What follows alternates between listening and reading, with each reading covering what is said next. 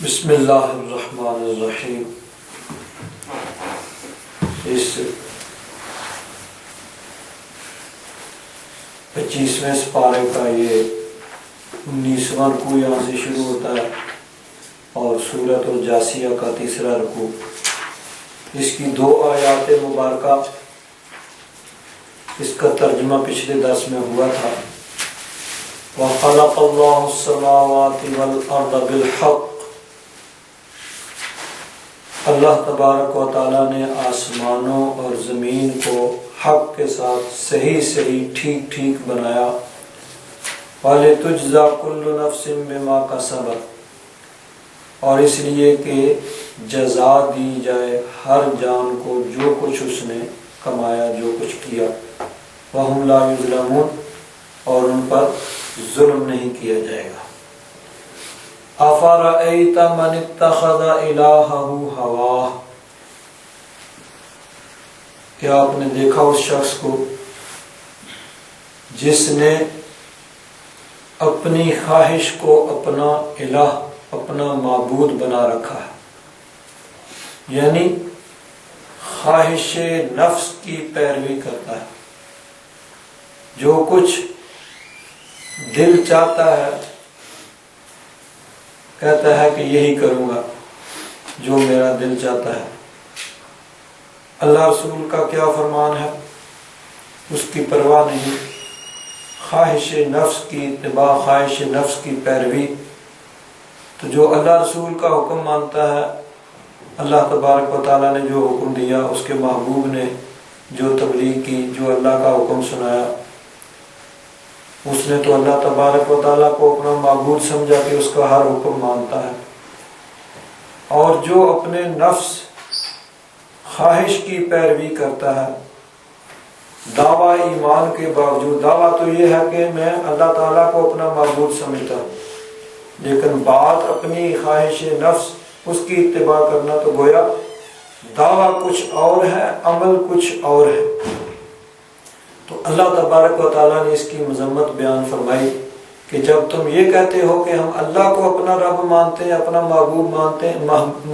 مانتے ہیں، اس کی عبادت کرتے ہیں، تو پھر اسی کی ہر بات مانو۔ اب تمہارا دل کچھ اور چاہتا ہے، رب کا حکم کچھ اور ہے، تو اب پھر پتہ چلے گا کہ تم کس کو اپنا معبود سمجھتے ہو۔ اگر اپنے دل کی مانی، رب کا حکم چھوڑ دیا، تو گویا اپنے دل کو، اپنی خواہش نفس کو اپنا معبود سمجھتے۔ اور اگر اپنے مزاج کے خلاف، اپنی چاہت کے خلاف، اپنی خواہش کے خلاف رب کے حکم پر عمل کیا، تو پھر گویا ہم نے رب کو اپنا معبود سمجھا۔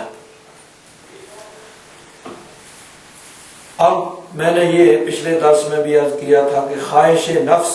کا یہاں علامت کے طور پر ذکر ہے۔ بہت سی ایسی چیزیں ہیں کہ جو اللہ تبارک و تعالیٰ کے حکم کے مقابل آ جاتی ہیں۔ اللہ تبارک و تعالیٰ کا حکم کچھ اور ہوتا ہے، اور کچھ دوسرے ایلیمنٹس، دوسرے عوامل کہیں اور ہمیں دعوت دیتے ہیں، بلاتے ہیں۔ تو اس وقت پتہ چلتا ہے کہ ہم اللہ تبارک و تعالیٰ کی مانتے ہیں یا کسی اور کی مانتے ہیں۔ اب یہاں خواہش کا ذکر ہے، انسان کے اپنے نفس کا۔ اسی طرح دیکھیے، میں نے یہ ذکر کیا تھا کہ بعض اوقات ہوتا ہے کہ اللہ تبارک و تعالیٰ کا حکم کچھ اور کہہ رہا ہے، بیوی کہتی ہے یہ نہیں، یہ کرنا ہے۔ اب انسان 2 راہ پہ کھڑا ہے کہ اللہ کا حکم مانوں کہ بیوی کی مانوں۔ اب پتہ چلے گا کہ معبود رب کو مانا ہے کہ بیوی کو مانا ہے۔ رب کا حکم کچھ اور ہے، بچے کچھ اور کہہ رہے ہیں۔ اب پتہ چلے گا کہ معبود رب ہے کہ بچے ہیں۔ کہیں ایسا بھی آ جاتا ہے کہ اللہ کے حکم کے مقابل ماں باپ کا حکم آ جاتا ہے، تو اب معبود رب کو مانا ہے کہ ماں باپ کو مانا ہے۔ کہیں دوست آ جاتے ہیں، رب کہتا ہے یہ کرو، دوست کہتے ہیں یہ کرو، تو اب پتہ چلے گا کہ معبود رب کو مانا ہے کہ دوستوں کو مانا ہے۔ کہیں فیملی آ جاتی ہے، اللہ تبارک و تعالیٰ کا حکم کچھ اور ہے، فیملی کچھ اور کہیں طرف بلا رہی ہے، تو اب پتہ چلے گا کہ معبود رب کو مانا ہے کہ فیملی کو مانا ہے۔ کہیں سماج آ جاتا ہے، معاشرہ آ جاتا ہے، رب کا حکم کچھ اور ہے، معاشرہ کہہ رہا ہے نہیں، یہ نہیں یہ کرو. تو اب اس وقت پتہ چلے گا کہ انسان رب کو اپنا معبود مانتا ہے یا اس معاشرے کو اپنا معبود مانتا ہے کہ رب کے حکم کو ترک کر کے چھوڑ کر کے پس پشت ڈال کے معاشرے کی مانتا ہے، فیملی کی مانتا ہے، ماں باپ کی، اولاد کی، بیوی کی، دوستوں کی. اور یہ بھی یاد رکھیے کہ مطلقاً ان چیزوں سے انسان جو ہے بالکل یہ نہیں ہو سکتا کہ سب چیزوں سے لا تعلق ہو جائے، دوستوں سے، ماں باپ سے، بیوی سے، بچوں سے، معاشرے سے، فیملی سے نہیں. ان چیزوں کی محبت اللہ تبارک و تعالیٰ نے انسان کی فطرت میں رکھی ہوئی ہے. انسان کی فطرت میں ان چیزوں کی محبت ہے، لیکن جب آمنے سامنے آ جائیں تو پھر اللہ تبارک و تعالیٰ کا حکم اسی کو ماننا چاہیے اور اسی کو غالب ہونا چاہیے. چنانچہ دیکھیے سورۃ التوبہ اس کی آیت نمبر 24 ہے. اللہ تبارک و تعالیٰ نے ارشاد فرمایا قل، محبوب فرما دو، ان کان آباؤکم، اگر ہوں تمہارے آبا یعنی تمہارے ماں باپ، و ابناؤکم، اور تمہاری اولاد، و اخوانکم، اور تمہارے بھائی، و ازواجکم، اور تمہارے جوڑے، مرد کے لیے عورت، عورت کے لیے مرد یعنی میاں بیوی، خاوند بیوی، و عشیرتکم، اور تمہارا کنبہ، تمہارا خاندان، تمہاری فیملی، وَأَمْوَالُ اقْتَرَفْتُمُوهَا، اور وہ تمہارے مال، خیل، دولت جس کو تم نے کمایا ہے، جمع کیا ہے، وَتِجَارَةٌ تَخْشَوْنَ كَسَادَهَا، اور تمہاری وہ تجارت جس میں نقصان کا تمہیں خطرہ ہے کہ کہیں اس میں گھاٹا نہ پڑ جائے، نقصان نہ ہو جائے، وَمَسَاكِنُ تَرْضَوْنَهَا، اور تمہارے پسندیدہ مکانات، وہ تمہاری کوٹھیاں، بنگلے، مکان جو تمہیں بڑے پسند ہیں اور جن کو تم بڑے یعنی انہیں تم نے بڑی محبت سے، پیار سے اور چاہت کے ساتھ جن کو بنایا ہوا ہے. تو 8 چیزوں کا ذکر ہوا جو انسان کو دنیا میں سب سے زیادہ پیاری ہوتی ہیں. اب اس میں سے کسی کے لیے کوئی چیز مقدم ہوتی ہے، کسی کے لیے کوئی چیز مقدم ہوتی ہے. کوئی کہتا میرے لیے میرے سب سے آگے میرے ماں باپ ہیں، کبھی کوئی کہتا میرے لیے سب سے آگے میری اولاد ہے، کبھی کوئی کہتا میری فیملی میرے لیے سب سے آگے ہے، کوئی کہتا میری بیوی سب سے آگے ہے، کوئی کہتا میرے لیے میرا بزنس سب سے امپارٹنٹ ہے، کوئی کہتا ہے نہیں میرا بینک بیلنس، میرا مکان، میری کوٹھی، میری کارخانہ یہ میرے لیے سب سے بلنگ رہے گا. تو یہ 8 چیزیں ایسی ہیں جن کا انسان سب سے زیادہ جن کو چاہتا ہے، جن کی پروٹیکشن کرتا ہے، جن کی حفاظت کرتا ہے. ان چیزوں کا ذکر کرنے کے بعد اللہ تبارک و تعالیٰ نے ارشاد فرمایا احب الیکم، تمہیں یہ چیزیں زیادہ پیاری ہیں من اللہ و رسولہ، اللہ تبارک و تعالیٰ اور اس کے رسول سے، وجہاد فی سبیلہ، اور اللہ کی راہ میں جہاد کرنے سے، کوشش کرنے سے. اللہ تبارک و تعالیٰ اور اس کے رسول اور رب کی راہ میں کوشش کرنے سے یہ چیزیں، یہ 8 چیزیں جن کا ذکر ہوا، ماں باپ، اولاد، بھائی، بیوی، خاوند، قبیلہ، مال جو جمع کیا ہوا ہے، تجارت جس میں نقصان کا خطرہ ہے، اور پسندیدہ مکانات. اگر یہ چیزیں تمہیں اللہ رسول اور اللہ کی راہ میں جہاد کرنے سے زیادہ پیاری ہیں، فتربصوا، پھر تم انتظار کرو، حتی یأتی اللہ بامرہ، یہاں تک کہ اللہ تبارک و تعالیٰ کا فیصلہ آ جائے. یعنی اگر یہ چیزیں تمہیں رب رسول اور رب کے راہ میں نکلنے سے زیادہ پیاری ہیں تو پھر اللہ تبارک و تعالیٰ کا عذاب آئے گا. اس کا مطلب ہے کہ یہ چیزیں مطلقاً ان کی محبت سے منع نہیں کیا گیا کہ وہ انسان کے اختیار میں ہی نہیں ہے، کہ انسان کی فطرت میں اللہ تبارک و تعالیٰ نے ان چیزوں کی محبت رکھی ہوئی ہے.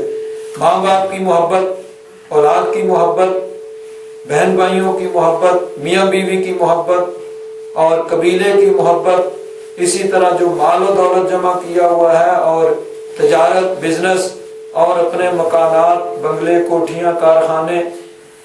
یہ سب چیزیں ان کی محبت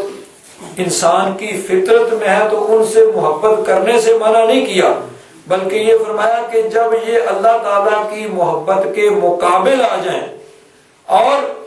اللہ تبارک و تعالیٰ کی محبت پہ یہ غالب آ جائیں، رب کا حکم کچھ اور ہو، یہ کہیں اور بلائیں، رب تبارک و تعالیٰ کا حکم ہے کہ یہ نہیں کرنا ہے، انسان یہ سوچے کہ اگر یہ نہ کروں گا تو میرا تو بزنس جاتا رہے گا، مجھے تو بزنس میں نقصان ہو جائے گا، اگر میں یہ کام نہیں کروں گا، میں دھوکہ نہیں کروں گا، فراڈ نہیں کروں گا، جھوٹ نہیں بولوں گا، کہیں یہ ہے کہ میں شراب نہیں بیچوں گا، حرام نہیں بیچوں گا، یہ نہیں کروں گا، وہ نہیں کروں گا، تو میرا تو بزنس اس میں نقصان ہو جائے گا، اس کے بغیر تو بزنس چلتا ہی نہیں۔ تو اب یہ ہے کہ رب تبارک و تعالیٰ کے مقابلے میں بزنس آ گیا۔ اسی طرح یہ 8 چیزیں، ماں باپ ہیں، اولاد ہے، بھائی ہیں، میاں بیوی ہے اور فیملی ہے اور مال و دولت ہے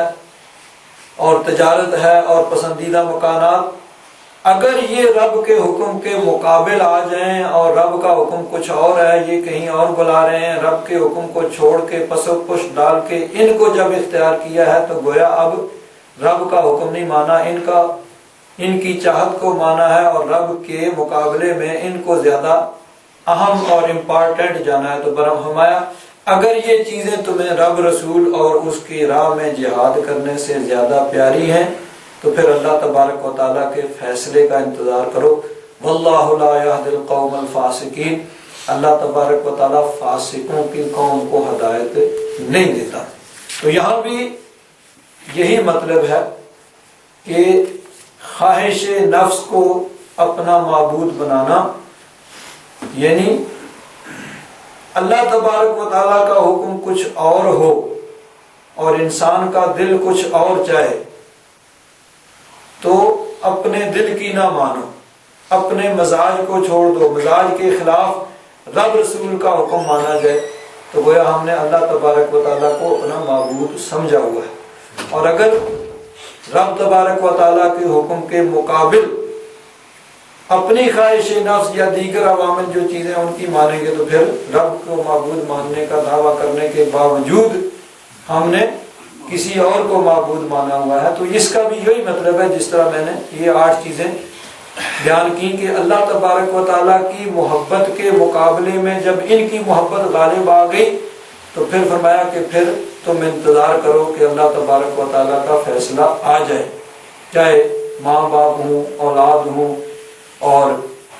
بہن بھائی ہوں اور میاں بیوی ہوں اور قبیلہ ہو اور مال و دولت ہو اور تجارت ہو اور پسندیدہ مکانات ہوں، ان کی محبت انسان کی فطرت میں ہے تو ان سے محبت کرنے سے منع نہیں کیا، بلکہ یہ ہے کہ ان کی محبت رب رسول کے حکم کے تابع رہنی چاہیے، رب رسول کی محبت غالب آنی چاہیے۔ آگے اب فرمایا وقالو، اور کافروں نے کہا ما ہی الا حیاتنا الدنیا، نہیں ہے یہ مگر دنیا کی زندگی، یعنی یہ دنیاوی زندگی ہی سب کچھ ہے اور اس کے علاوہ کچھ نہیں ہے۔ ما ہی الا حیاتنا الدنیا، ہماری یہ جو دنیاوی زندگی ہے یہی سب کچھ ہے۔ نموت و نحیا، یعنی ہم مرتے ہیں، زندہ ہوتے ہیں، واو مطلقاً جمع کے لیے ہوتی ہے، مطلب یہ ہے کہ ہم اس دنیا میں آتے ہیں، آ کے اپنا ٹائم گزار کے یہاں سے چلے جاتے ہیں۔ کوئی آتے ہی اس دنیا سے چلا جاتا ہے، کوئی 10 سال 20 سال 40 سال 100 سال کتنا کوئی زندہ رہتا ہے اور آ کے چلا جاتا ہے۔ تو ان کے کفار کے کہنے کا مقصد یہ تھا کہ یہ دنیا کی زندگی ہی سب کچھ ہے، بس ہم یہاں پیدا ہوتے ہیں، زندگی گزار کے چلے جاتے ہیں۔ وما یہلکنا الا الدہر، اور ہمیں نہیں ہلاک کرتا، نہیں مارتا مگر زمانہ۔ یہ جو زمانے کی گردش ہے، وقت چل رہا ہے، بس یہی ہے کہ ٹھیک ہے انسان آتا ہے چلا جاتا ہے اور کچھ نہیں ہے۔ اسی مضمون کو قرآن پاک میں ایک اور مقام پہ بھی اللہ تبارک و تعالیٰ نے بیان فرمایا، سورۃ الانعام، فرمایا وَقَالُوا إِنْ هِيَ إِلَّا حَيَاتُنَا الدُّنْيَا، کافروں نے کہا کہ نہیں ہے مگر یہ ہماری دنیاوی زندگی، وَمَا نَحْنُ بِمَبْعُوثِينَ، اور ہمیں دوبارہ زندہ نہیں کیا جائے گا۔ اللہ تبارک و تعالیٰ نے فرمایا وَلَوْ تَرَىٰ إِذْ وُقِفُوا عَلَىٰ رَبِّهِمْ، کاش کہ آپ اس وقت کو دیکھیں جب کہ وہ رب کی بارگاہ میں کھڑے کیے جائیں گے، رب کی بارگاہ میں حاضر ہوں گے۔ قال، اس وقت اللہ تبارک و تعالیٰ فرمائے گا الیس ھذا بالحق، کیا یہ حق نہیں ہے، مرنے کے بعد دوبارہ اٹھنا اور میری بارگاہ میں پیش ہونا اور اپنے اعمال کا جواب دے ہونا، جو کچھ دنیا میں کیا ہے اس کا سب کا جواب دینا، کیا یہ حق نہیں ہے؟ قالوا بلا وربنا، اس وقت کہیں گے کیوں نہیں،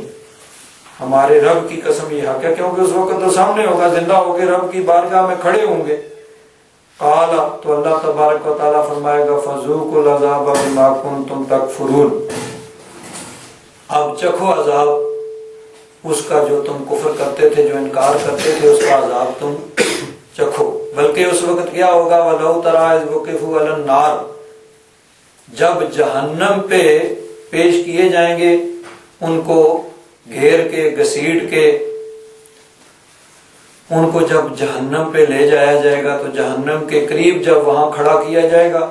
فَقَالُوا، اس وقت کہیں گے یا لیتنا نرد، کاش ہمیں لٹایا جائے، یعنی ایک موقع اور دیا جائے، ایک دفعہ پھر ہمیں زندگی، دنیاوی زندگی دی جائے اور دنیا میں بھیجا جائے۔ وَلَا نُكَذِّبُ بِآيَاتِ رَبِّنَا، پھر ہم اپنے رب کی آیات کو نہیں جھٹلائیں گے، وَنَكُونَ مِنَ الْمُؤْمِنِينَ، بڑے سچے پکے مومن بن جائیں گے۔ لیکن اس وقت کا وہ خواہش کرنا وہ سود مند، فائدے مند نہیں ہوگا، کیونکہ دنیا دارالعمل ہے، اس میں ایک ہی دفعہ انسان کو بھیجا جاتا ہے، بار بار پھر نہیں بھیجا جائے گا۔ ایک دفعہ بھیج دیا اور اللہ تبارک و تعالیٰ نے سارے سامان مہیا کر دیے، موقع دے دیا، بھائی ٹھیک ہے اب کر لو جو کچھ کرنا ہے، اب تمہارے پاس وقت ہے، صحت ہے، سب کچھ ہے، اور تمہارے لیے ہدایت کے سارے سامان بھی مہیا کر دیے، اب تم کرنا چاہتے ہو تو کر لو نیک اعمال، تو اس وقت کا وہ پچھتانا کام نہیں آئے گا۔ تو بہرحال کافروں کا نظریہ یہ ہے، انہوں نے کہا کہ یہ زندگی، دنیا کی زندگی سب کچھ ہے، ہم یہاں پیدا ہوتے ہیں، مر جاتے ہیں، اور مارنے والا بھی کوئی اور نہیں ہے، بس زمانہ ہی ہے، یہی ہے، زمانے کی گردش ہے، انسان پیدا ہوتا ہے اور مر جاتا ہے۔ اللہ تبارک و تعالیٰ فرماتا ہے وَمَا لَهُم بِذَلِكَ مِنْ عِلْمٍ، ان کو کوئی علم نہیں ہے، کوئی تحقیقی بات ان کے پاس نہیں ہے، اِنْهُمْ إِلَّا يَظُنُّونَ، یہ تو صرف اپنا گمان، عقل کے گھوڑے دوڑا رہے ہیں اور خیال اور وہم ہے، اور ان کے پاس کچھ نہیں ہے۔ حضرت پیر کرم شاہ صاحب رحمۃ اللہ تعالی علیہ اس آیت کی تفسیر میں آپ نے بڑا اچھا مضمون لکھا ہے، فرماتے ہیں کفار عرب کی ذہنیت یہاں بالکل بے نقاب ہو کر سامنے آ گئی ہے، وہ صرف قیامت اور حیات بعد الموت کے ہی منکر نہ تھے، بلکہ ایسی ہستی کے بھی قائل نہ تھے جو اس سارے جہان کی خالق ہو۔ یعنی صرف یہ نہیں کہ ان کا عقیدہ یہ تھا کہ قیامت نہیں آئے گی، یہ تو کہتے تھے نا قیامت نہیں آئے گی، اور صرف یہ بھی نہیں کہ وہ کہتے تھے کہ زندہ نہیں ہونا ہے،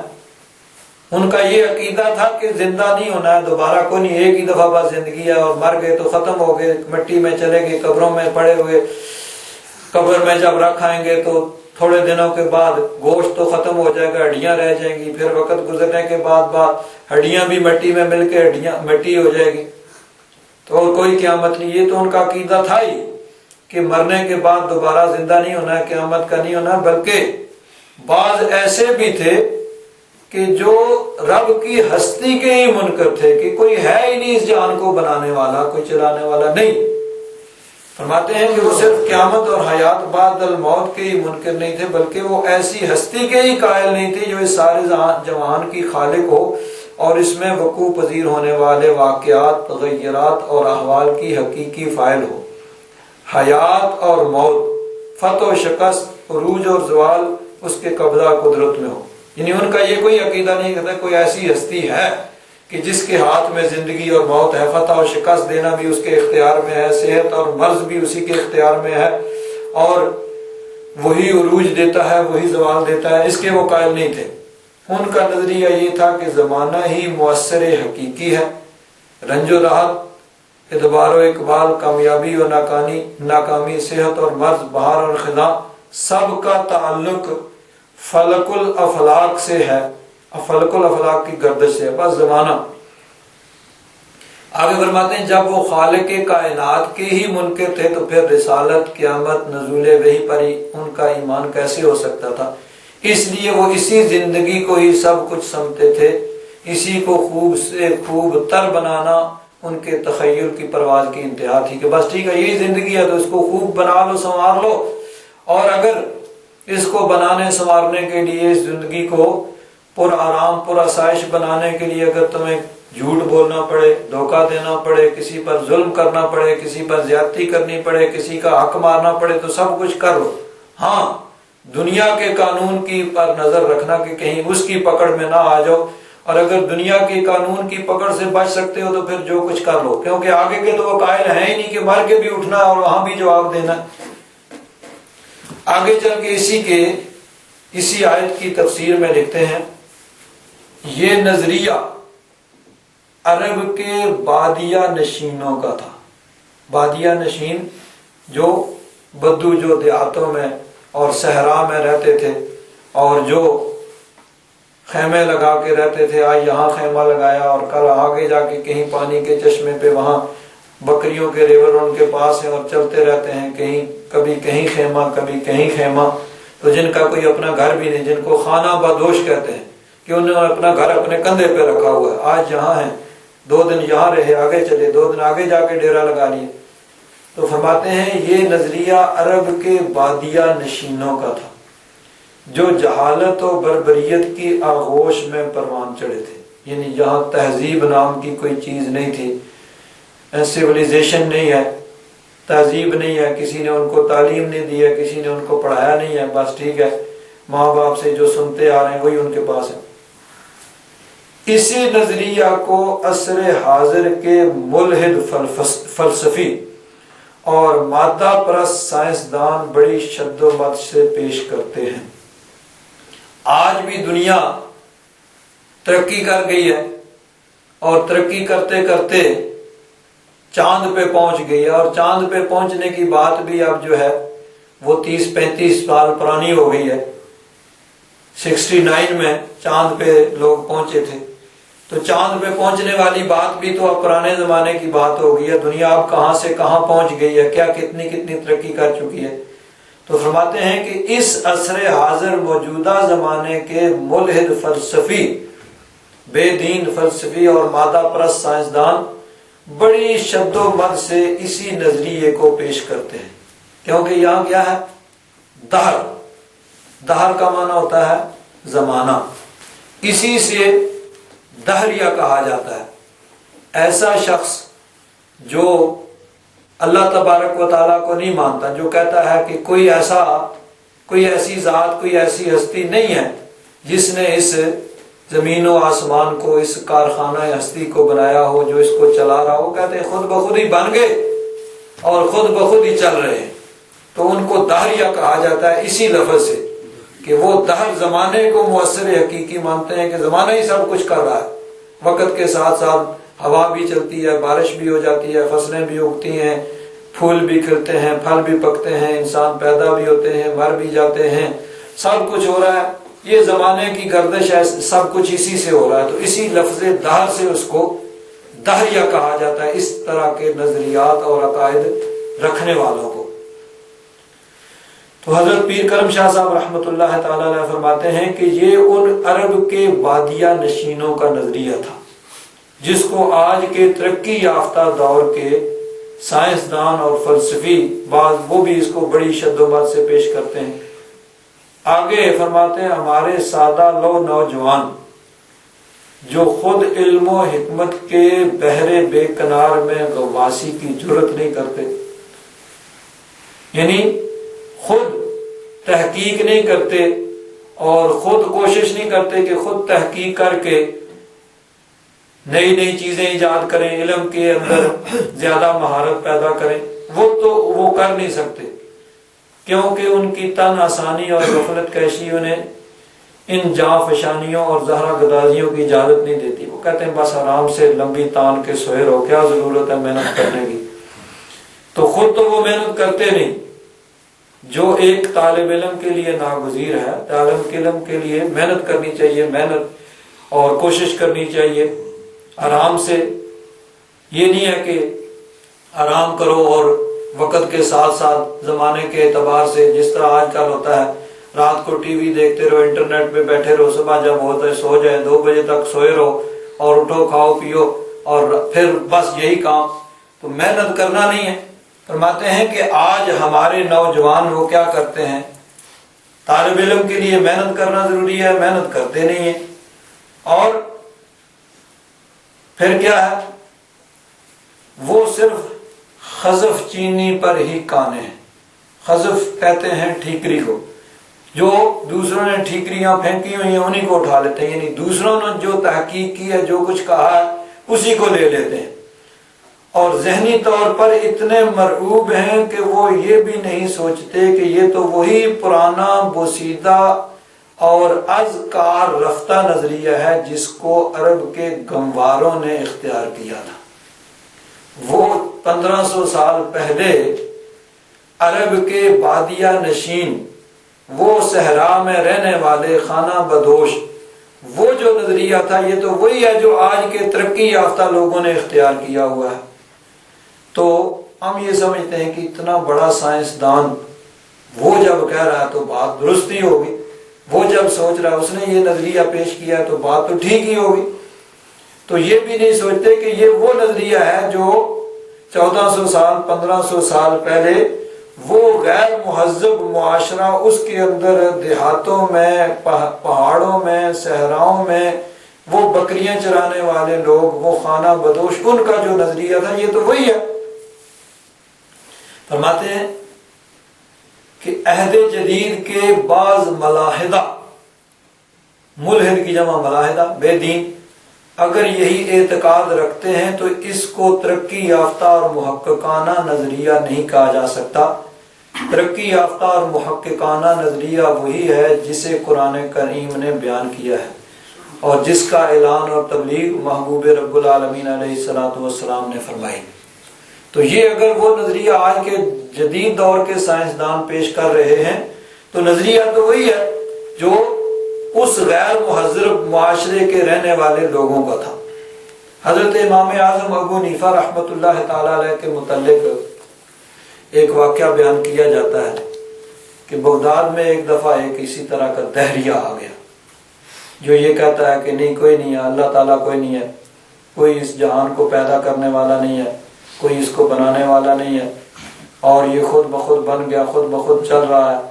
خود بخود ہی سب کچھ ہو رہا ہے، رات آتی ہے، دن آتی ہے، کبھی رات بڑی ہو جاتی ہے، کبھی دن بڑا ہو جاتا ہے، سورج نکلتا ہے ڈوب جاتا ہے، چاند نکلتا ہے ڈوب جاتا ہے، ستارے طلوع ہوتے ہیں اور چھپ جاتے ہیں، ہوا چلتی ہے، بارش ہوتی ہے، تو بارش کی وجہ سے زمین سے فصلیں اگاتی ہیں، پھول کھلتے ہیں، پھل پکتے ہیں، فصلیں پکتی ہیں، اور سب کچھ ہے۔ انسان پیدا ہوتا ہے، مر جاتا ہے، چھوٹا ہوتا ہے، بڑا ہوتا ہے، پھر اس کی شادی ہوتی ہے، اس کے بچے پیدا ہوتے ہیں، پھر وہ مر جاتا ہے، بچے پھر بڑے ہو جاتے ہیں، جوان ہو جاتے ہیں، بوڑھے ہو جاتے ہیں، بس یہی دنیا کا نظام جو ہے وہ چل رہا ہے۔ تو یہی کچھ نظریہ ہے دہریوں کا، پہلے بھی تھا اب بھی ہے۔ تو وہ آ گیا،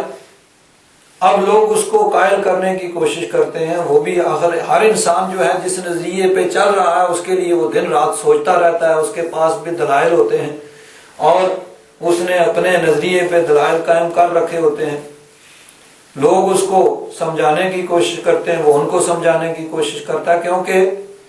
سمجھنے والے بہت کم ہوتے ہیں، اکثر وہی ہوتے ہیں جو دوسروں کو سمجھانے کی کوشش کرتے ہیں۔ حضرت قبلہ چشتی صاحب فرمایا کرتے ہیں کہ لوگ ہمارے پاس آتے ہیں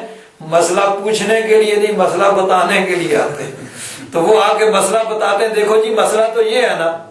اور ویسے ہی کبھی کہہ دیتے دیکھو جی قرآن میں اللہ نے فرمایا، بھائی کہاں فرمایا ہے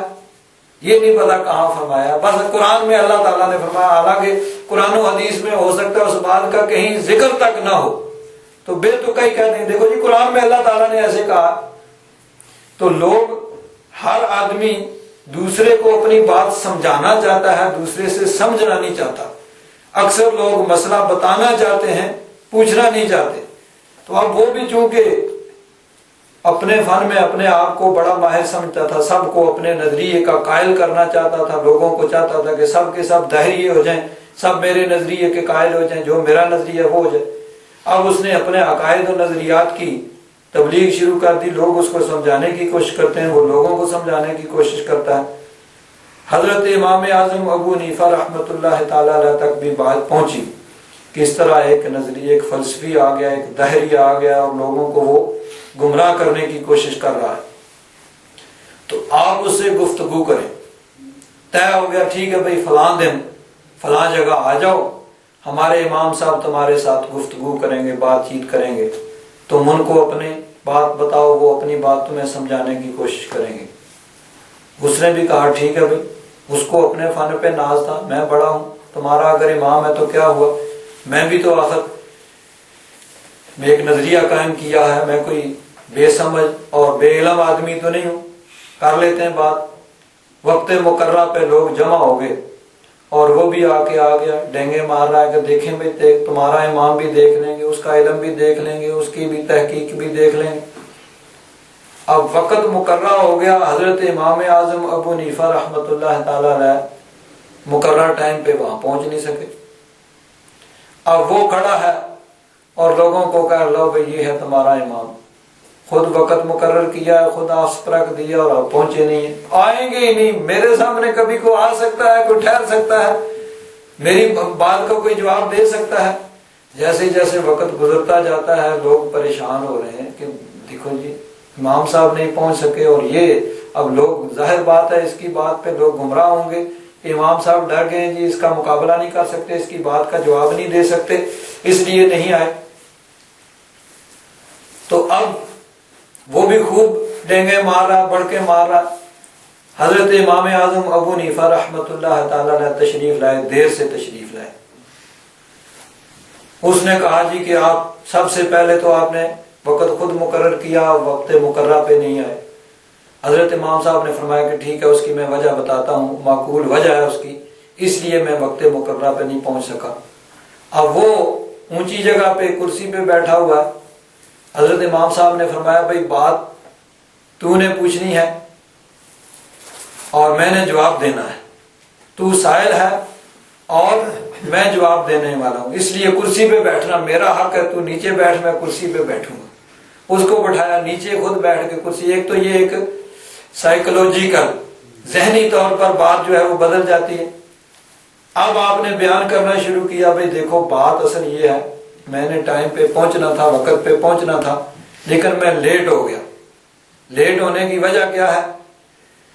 وجہ یہ ہے کہ میں دریائے دجلہ کے کنارے پہ کھڑا تھا، جب میں پہنچا تو کشتی چھوٹ چکی تھی، نکل چکی تھی۔ اگر میں اس کشتی پہ سوار ہو جاتا تو میں ٹائم پہ پہنچ جاتا، وہ کشتی نکل چکی تھی، اب دوبارہ وہاں پہ کشتی تھی نہیں، اب میں کیا کرتا، کیسے وقت پہ پہنچتا؟ اس نے کہا جی پھر آپ آ کیسے گئے؟ جب کشتی نہیں تھی تو پھر آپ دریا کیسے عبور کیا، تو آ کیسے گئے؟ حضرت امام اعظم ابو حنیفہ رحمۃ اللہ تعالی علیہ نے فرمایا میں وہاں پہ بڑا پریشان گھوم رہا تھا کہ کیا دیکھتا ہوں کہ اچانک ایک بہت مضبوط بڑا درخت وہ گر گیا، وہ درخت گر گیا۔ پھر کیا دیکھا کہ اس درخت کے ٹکڑے ہونے شروع ہو گئے، پھر ان ٹکڑوں کے تختے بننے شروع ہو گئے۔ بھائی کس نے بنایا؟ نہیں کوئی گرانے والا نہیں تھا، کوئی ٹکڑے کرنے والا نہیں تھا، کوئی تختے بنانے والا نہیں تھا، خود بخود ہی اس کے وہ درخت بھی گر گیا، اس کے ٹکڑے بھی ہو گئے، اس کے تختے بھی بن گئے۔ اب وہ تختے جڑنے شروع ہو گئے، ان میں کیل لگنے شروع ہو گئے، وہ سارے ٹکڑے جڑے اور ان سے کشتی بن گئی، ان میں کیل لگ گئے۔ پھر میں اس کشتی میں سوار ہو گیا، جب میں سوار ہوا تو وہ کشتی چل پڑی اور وہ کشتی دوسرے کنارے پہ آ کے لگی. اب یہ جو تاخیر ہوئی اس وجہ سے میں لیٹ ہو گیا. اس نے کہا جی وہ کس نے بنائی کشتی, کس نے چلائی؟ آپ نے کہا نہیں بنانے والا کوئی نہیں تھا. اس نے کہا جی دیکھو یہ ہے تمہارا امام. کوئی عقل مند آدمی یہ سوچ سکتا ہے جو تمہارا امام بات کر رہا ہے؟ ٹھیک ہے کہتے ہیں اگر کہیں آندھی آئے, آندھی میں درخت گر جاتے ہیں, اب دھوپ چمک رہی ہے, کوئی ہوا نہیں ہے, کوئی آندھی نہیں ہے, کوئی بارش نہیں ہے, کوئی طوفان نہیں ہے, تو درخت کیسے گر گیا؟ چلو مان ہی لیا جی وہ درخت بہت پرانا تھا, اس کی جڑیں کھوکھلی ہو چکی تھیں, وہ گر گیا تو گر گیا, چلو اس حد تک تو مان سکتے ہیں. اب اس کے ٹکڑے کس نے کیے؟ اگر کوئی ٹکڑے کرنے والا نہیں ہے تو ٹکڑے کیسے ہو گئے؟ اب ٹکڑوں کے تختے کیسے بن گئے جب کوئی تختے بنانے والا نہیں ہے؟ اب وہ جڑ کیسے گئے؟ اس میں کیل کس نے لگائے؟ کشتی کیسے بنی؟ کشتی کو خشکی سے پانی میں کس نے اتاری؟ اس کشتی کو چلایا کس نے؟ اور یہ کیسے پہنچ گئے؟ کیسی یہ باتیں کر رہے ہیں؟ حضرت امام اعظم ابو حنیفہ رحمۃ اللہ تعالیٰ عنہ نے فرمایا یہ تو ایک مثال میں نے بیان کی ہے نا, یہ حقیقی واقعہ نہیں ہے, ایک مثال ہے کہ تو کہتا ہے کہ درخت خود بخود گر نہیں سکتا, اس کے ٹکڑے نہیں بن سکتے, اس کے تختے نہیں بن سکتے, اس کی کشتی نہیں بن سکتی, اس میں کوئی خود بخود کیل نہیں لگ سکتے, کشتی چلانے وغیرہ کے بغیر چل نہیں سکتی. تو جب ایک کشتی نہ خود بن سکتی ہے نہ خود چل سکتی ہے تو یہ سارا جہان خود بخود ہی بن گیا اور خود بخود ہی چل رہا ہے. اس کو تمہاری عقل مانتی ہے اور اس کو نہیں مانتی. اب وہ لاجواب ہو گیا کہ جب ایک کشتی خود بخود بن کے نہ بن سکتی ہے نہ چل سکتی ہے تو یہ سارا جہان خود بخود ہی بن گیا اور خود بخود ہی چل رہا, تو لاجواب ہو گیا. تو اب دہریوں کا نظریہ یہ ہے کہ یہ چیز خود بخود ہی بن گئی اور خود بخود ہی چل رہی ہے نا. ایک دفعہ یہاں پہ حضرت پیر زادہ صاحب رحمۃ اللہ مدذل العالی اللہ تبارک و تعالیٰ ان کو صحت و سلامتی عطا فرمائے, ایک جلسے میں انہوں نے ایک واقعہ اسی طرح کا بیان کیا تھا کہ ایک کلاس کے اندر ایک ٹیچر کھڑا اور وہ ٹیچر وہ بھی اسی نظریے کا تھا. وہ بچوں سے کہہ رہا ہے بھئی دیکھو یہاں پہ تمہیں یہ کتاب نظر آ رہی ہے, یہ کرسی نظر آ رہی ہے, یہ میز نظر آ رہا ہے, یہ بلیک بورڈ نظر آ رہا ہے, یہ بچے نظر آ رہے ہیں, ہاں جی یہ سب نظر آ رہے ہیں, یہ بھی نظر آ رہا ہے, یہ بھی نظر آ رہا ہے, یہ بھی نظر آ رہا ہے, سب کچھ نظر آ رہا ہے. اچھا بھائی تمہیں یہاں اللہ بھی نظر آ رہا ہے؟ ان کا نہیں اللہ تو نظر نہیں آ رہا. ان کا وہ ٹیچر کہنے لگا بھی اللہ ہے ہی نہیں تو نظر کہاں آئے؟ جو چیز ہے وہ نظر آ رہی ہے, کرسی ہے وہ نظر آ رہی ہے, میز ہے وہ نظر آ رہا ہے, اور اسی طرح باقی چیزیں کتابیں ہیں, انسان ہیں, دیواریں ہیں, جو چیزیں ہیں وہ تو نظر آ رہی ہیں, اور جو ہے ہی نہیں وہ کہاں سے نظر آ جائے؟ جو ہے وہ نظر آ رہا, جو نہیں ہے اللہ ہے ہی نہیں تو نظر کہاں آئے؟ اگر ہوتا تو نظر آتا. اب ساری دلیل تو اس کی بڑی عام آدمی کے لیے تو بہت بڑی دلیل ہے. ایک بچہ ان میں بڑا سمجھدار تھا, اس نے کہا بھائی دیکھو یہ ٹیچر جو ہیں انہوں نے یہ اس طرح کی شرٹ پہنی ہوئی ہے وہ نظر آ رہی ہے, ہاں جی یہ اس طرح کی پینٹ انہوں نے پہنی ہوئی ہے, ہاں جی ایسا چشمہ انہوں نے لگایا ہوا ہے, ہاں جی اور یہ ہے وہ ہے, انہوں نے یہ گھڑی پہنی ہوئی ہے, ان کے ہاتھ میں یہ قلم ہے, یہ ہے, یہ نظر آ رہا ہے, سب کچھ نظر آ رہا ہے. اچھا بھائی ان کی یہ آنکھیں ہیں, یہ کان ہیں, یہ نظر آ رہے ہیں. اچھا بھائی ان کی عقل تمہیں نظر آ رہی ہے؟ وہ کہتے ہیں نہیں نظر آ رہی. عقل ہے ہی نہیں تو نظر کہاں سے آئے؟ اگر ہوتی تو نظر آتی. تو دہریے جو ہیں ان کا نظریہ یہ ہے, اس کے لیے ہزاروں ان کے پاس دلائل ہیں. اب یہ بہت بڑی ایک دلیل ہے کہ جو چیز ہے وہ نظر آ رہی ہے, جو نہیں ہے وہ نہیں نظر آ رہی ہے. لیکن اب اس کو کہتے ہیں الزامی جواب, ایسے کو تیسا کہ جیسا اعتراض ویسا ہی جواب. اب اس کے لیے قرآن و حدیث کے دلائل آپ پیش کرتے ہیں, وہ کہتے ہیں نہیں بھائی اس کو میں تو نہیں مانتا. اس کو اسی طرح کے جواب جو ہیں دینے پڑتے ہیں جس طرح اس بچے نے دیا, یا حضرت امام اعظم ابو حنیفہ رحمۃ اللہ تعالی علیہ آپ کے متعلق یہ حقائق جو بیان کی جاتی ہے کہ آپ نے اس کو اسی طرح کا جواب دیا جس طرح کا وہ کہتا تھا. کہ وہ کہتا ہے کہ خود بخود یہ جہان بن گیا اور خود بخود چل رہا ہے. تو آپ نے ایسی مثال بیان کی, اس نے کہا یہ نہیں ہو سکتا کہ خود بخود درخت گر جائے, اس کے ٹکڑے ہو جائیں, اس کے تختے بن جائیں, خود بخود ہی کشتی بن جائے اور خود بخود ہی کشتی چل پڑے اور دریا کو عبور کر لے, یہ ناممکن ہے. تو آپ نے فرمایا جب یہ ناممکن ہے تو یہ کیسے ہو گیا کہ یہ سارا جہان خود بخود بن گیا اور خود بخود ہی چل رہا ہے، کوئی اس کو بنانے والا چلانے والا نہیں ہے؟ ایک ذات ایسی ہے جو اس کی خالق ہے اور وہی مالک ہے، وہی بنانے والی ہے اور وہی اس کو چلا رہی ہے، اور اسی کا نام اللہ تبارک و تعالیٰ ہے۔ وہی رب ہے جو اس جہان کو بنانے والا اور چلانے والا ہے۔ تو یہی وہ پرانا نظریہ ہے جو سینکڑوں ہزاروں سال پہلے بھی دہریوں کا تھا، اور آج بھی جو دہری ہیں ان کا بھی یہی نظریہ ہے۔ وَقَالُوا مَا هِيَ إِلَّا حَيَاتُنَا الدُّنْيَا، کافر کہتے ہیں کہ نہیں ہے مگر یہ دنیا کی زندگی، یہ ہماری دنیاوی زندگی، نموت ونحیا، ہم اس جہان میں پیدا ہوتے ہیں اور مر جاتے ہیں، وَمَا يُهْلِكُنَا إِلَّا الدَّهْرُ، پیدا کرنے والا اور مارنے والا سب دہر ہی ہے، زمانہ ہی ہے، کوئی اللہ نہیں ہے، کوئی ایسی ہستی نہیں ہے جو پیدا کرے اور مارے اور جو اس جہان کو بنانے والی اور چلانے والی ہو۔ اللہ تبارک و تعالیٰ فرماتا ہے وَمَا لَهُم بِذَلِكَ مِنْ عِلْمٍ، انہیں اس چیز کا علم نہیں ہے، کوئی تحقیقی بات ان کے پاس نہیں ہے، اِنْهُمْ إِلَّا يَظُنُّونَ، یہ تو بس صرف خیال کے گھوڑے دوڑا رہے ہیں۔ وَإِذَا تُتْلَى عَلَيْهِمْ آيَاتُنَا بَيِّنَاتٍ، جب ان پہ ہماری روشن آیات تلاوت کی جاتی ہیں، ما کان حجتہم،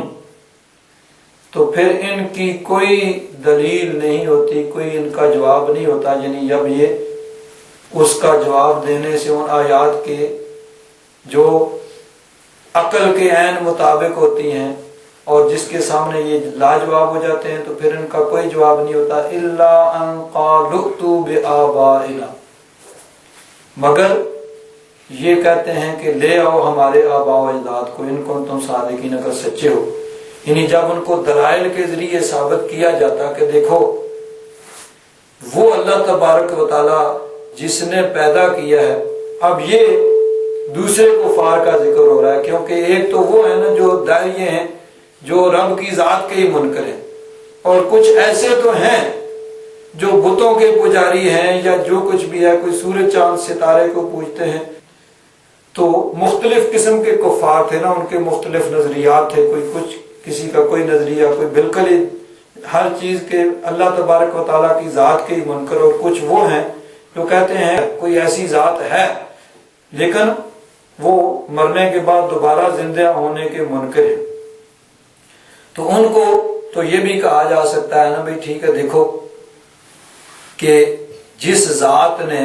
پیدا کیا ہے، جب کچھ نہیں تھا تو اس نے پیدا کیا، عدم سے وجود میں لے آیا، تو اب اسی چیز کو جو ایک دفعہ موجود تھی اور پھر ناپید ہو گئی اور ختم ہو گئی، اس کو دوبارہ وجود میں لانا کیا اس کے لیے مشکل ہے؟ پہلی دفعہ جب مشکل تھا تو اس رب نے پیدا کر لیا، اب دوبارہ اسی کو پیدا کرنا اس کے لیے کیوں مشکل ہے؟ اب اس میں وہ لاجواب ہو جاتے ہیں، تو پھر کیا کہتے ہیں، اچھا بھائی دیکھو اگر یہ ہونا ہے تو داؤ ہمارے باپ دادا کو زندہ کرو، ہمارے باپ دادا پردادا جو 20 سال 100 سال اور 200 سال جن کو ہو گئے ہیں مرے ہوئے قبروں میں پڑے ہوئے، ان کو دوبارہ زندہ کر کے دکھاؤ، تب ہم مانیں گے کہ یہ دوبارہ زندہ ہو سکتا ہے۔ تو اللہ تبارک و تعالیٰ فرماتا ہے جب روشن آیات ان پہ تلاوت کی جاتی ہیں اور ان کے پاس اس کا کوئی جواب نہیں ہوتا، تو پھر ان کی دلیل یہی ہوتی ہے کہ لے آؤ ہمارے آباء و اجداد کو اور ان کو زندہ کرو، تاکہ وہ گواہی دیں کہ ہاں بھئی دوبارہ زندہ ہونا ہے۔ تو اگر تم سچے ہو تو ان کو دوبارہ زندہ کر کے لے آؤ۔ اللہ تبارک و تعالیٰ فرماتا ہے قُلِ اللَّهُ يُحْيِيكُمْ، محبوب فرما دو اللہ تبارک و تعالیٰ ہی تمہیں زندہ کرتا ہے، یعنی اس دنیا میں لاتا ہے، ثُمَّ يُمِيتُكُمْ، پھر تمہیں موت دیتا ہے۔ یعنی اللہ تبارک و تعالیٰ انسان کو عدم سے وجود میں لاتا ہے، انسان اس دنیا میں آتا ہے، ایک بچہ بڑا کمزور سا ہوتا ہے جو خود کچھ نہیں کر سکتا، یا رو لیتا ہے یا پیشاب وغیرہ تو کر لیتا ہے، خود کھا بھی وہ نہیں سکتا، اس کو دودھ بھی طریقے سے پلایا جاتا ہے، آہستہ آہستہ پھر انسان بڑا ہوتا ہے، طاقتور ہوتا ہے، خود کھانے پینے کے قابل ہو جاتا ہے اور بڑا ہو جاتا ہے، اور پھر ایک ایسا وقت بھی آتا ہے کہ انسان سمجھتا ہے کہ دنیا میں ہی میں ہوں، دنیا میں کوئی اور ہے ہی نہیں۔ انسان جوانی ہوتی ہے، طاقت ہوتی ہے، قوت ہوتی ہے، انسان اپنے آپ کو بڑا عقل مند سمجھتا ہے کہ دنیا میں سب سے زیادہ میں ہی عقل مند ہوں، میں سب سے زیادہ عقل مند ہوں، باقی سب جو ہیں وہ ناسمجھ ہیں، اور میں ہی سب سے زیادہ طاقتور ہوں، اور دنیا میرے ہی گرد گھوم رہی ہے اور میرے ہی چکر کاٹ رہی ہے، میں ہی سب سے امپورٹنٹ، سب سے بلندرا میں ہی۔ پھر وقت گزر جاتا ہے، انسان آگے جب پہنچتا ہے تو جب پیچھے نظر کر کے دیکھتا ہے تو کہتا ہے نہیں، میں تو بالکل ناسمجھ تھا، مجھے تو کچھ پتہ ہی نہیں تھا، میں تو بالکل نادان تھا۔ جس وقت انسان اپنے آپ کو سب سے زیادہ عقل مند سمجھتا ہے، پھر اسی کو سمجھتا ہے میں تو بڑا نادان تھا، مجھے تو دنیا کی کو پتہ ہی نہیں تھا، مجھے علم ہی نہیں تھا۔ پھر آہستہ آہستہ انسان بڑھاپے کی طرف جاتا ہے اور پھر اس دنیا سے انسان چلا جاتا ہے۔ تو فرمایا قُلِ اللَّهُ يُحْيِيكُمْ ثُمَّ يُمِيتُكُمْ، محبوب فرما دو کہ اللہ تبارک و تعالی ہی تمہیں زندہ کرتا ہے، یعنی اس دنیا میں لاتا ہے، ثم یمیتکم، پھر تمہیں وہ موت دیتا ہے، ثم یجمعکم الی یوم القیامہ، پھر قیامت کے دن تمہیں جمع کرے گا، لا ریب فیہ، اس قیامت کے دن میں کوئی شک و شبہ نہیں، یقیناً اس دن نے آنا ہی آنا ہے۔ اب کوئی اس کو مانے یا نہ مانے، کوئی انکار کرے، کوئی اعتراض کرے، کچھ کرے، اللہ تبارک و تعالیٰ نے یہ فیصلہ فرمایا ہے کہ وہ دن یقیناً آئے گا۔ اس دن سب کے سب لوگ اللہ تبارک و تعالیٰ کی بارگاہ میں حاضر ہوں گے، اور جو کچھ انسان نے دنیا میں کیا ہے، اچھا کیا ہے، برا کیا ہے، سب کچھ سامنے آ جائے گا، سب کچھ فرشتوں نے لکھا ہوا ہے اور اس کو محفوظ کیا ہوا ہے، اور سب کے اعمال نامے پیش کر دیے جائیں گے۔ وہ قیامت کا دن، اس میں سب نے، اولین و آخرین نے، جو پہلے آئے ہیں، جو بعد میں آنے والے ہیں، سب نے وہاں میدان حشر میں رب تبارک و تعالیٰ کی بارگاہ میں پیش ہونا ہے۔ تو فرمایا قل، محبوب فرما دو، اللہ یحییکم، اللہ تبارک و تعالیٰ تمہیں زندگی دیتا ہے، تمہیں اس دنیا میں پیدا کرتا ہے، ثم یمیتکم، پھر تمہیں موت دیتا ہے، ثم یجمعکم، پھر وہ تمہیں جمع کرے گا، الی یوم القیامت، قیامت کے دن، لا ریب فیہ، جس میں کوئی شک و شبہ نہیں ہے، ولکن اکثر الناس لا یعلمون، لیکن اکثر لوگ اس کو جانتے نہیں۔ کچھ تو وہ ہیں جو اس کے قائل ہی نہیں ہیں، کہ وہ کہتے ہیں کہ دنیا کی زندگی سب کچھ ہے، اور اس دنیا کی زندگی کو بنا لو، سنوار لو، اس کے لیے جو کچھ بھی کرنا پڑے کرو، کوئی نہیں ہے۔ مرنے کے بعد جب قبر میں چلے جائیں گے تو کچھ دنوں کے بعد گوشت تو ختم ہو جائے گا، ہڈیاں رہ جائیں گی، پھر وقت کے ساتھ ساتھ ہڈیاں بھی مٹی میں مل کے مٹی ہو جائیں گی اور ختم ہو جائے گا معاملہ۔ اور بہت سے لوگ ایسے بھی ہیں کہ جو عقیدہ تو رکھتے ہیں کہ مرنے کے بعد زندہ ہونا ہے، لیکن عملی طور پر اس کو بھول جاتے ہیں کہ رب کی بارگاہ میں پیش ہونا ہے اور جواب دینا ہے۔ اگر ہر وقت ہم اس چیز کو یاد رکھیں کہ ہم نے کل قیامت کے دن رب تبارک و تعالیٰ کی بارگاہ میں حاضر ہو کے اپنے اعمال کا جواب دینا ہے، تو کوئی غلط کام نہ کریں۔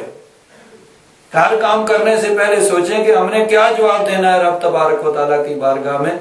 ہم جو غلط کام کرتے ہیں، اللہ تبارک و تعالیٰ کی نافرمانی کے کام کرتے ہیں، اس وقت ہم اس کو فراموش کر دیتے ہیں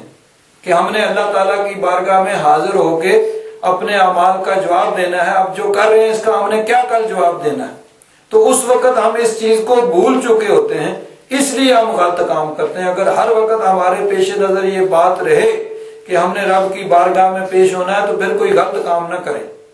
تو بہت سے لوگ تو ایسے ہیں جو اس کا نظریہ اور عقیدہ ہی نہیں رکھتے ہیں، اور بہت سے ایسے بھی ہیں جو عقیدہ اور نظریہ رکھتے ہیں لیکن اس کو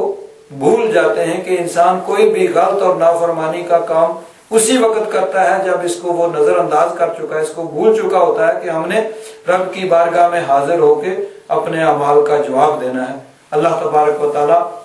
ہم سب کو صحیح عقیدہ اور نظریہ رکھنے کی توفیق عطا فرمائے اور پھر اس کے مطابق ہم سب کو عمل کرنے کی بھی توفیق عطا فرمائے۔